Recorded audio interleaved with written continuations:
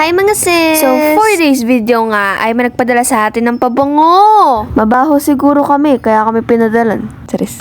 Ilang days na rin kasi kami hindi nakakaligo, kaya ipabango na lang natin to. Charis.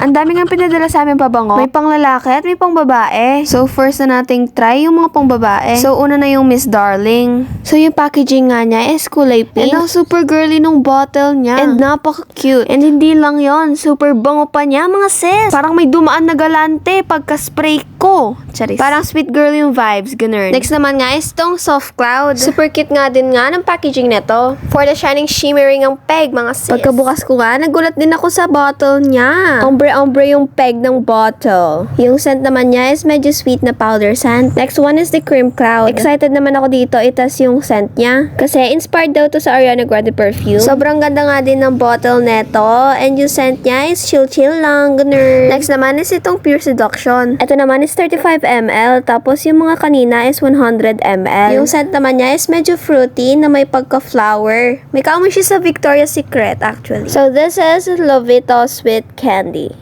Ini-expect ko na nga na sweet scent to because of the name itself. So, tama nga ako. Sweet scent siya. Pero yung pagka-sweet niya, hindi siya mainit. So, ito naman is Encanto. This scent naman is for unisex. And super cool niya lang. And lastly, for men's. Hindi ko na na-try yung scent for men's kasi halo-halo na yung nasa ilong ko, te. Pero lahat naman is sobrang bango.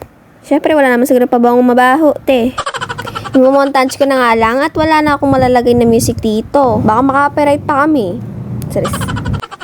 Pero sila ate ko na lang ngayon nag-try ng mga pang men's perfume. Sabi daw nila ang bango, kami pogi.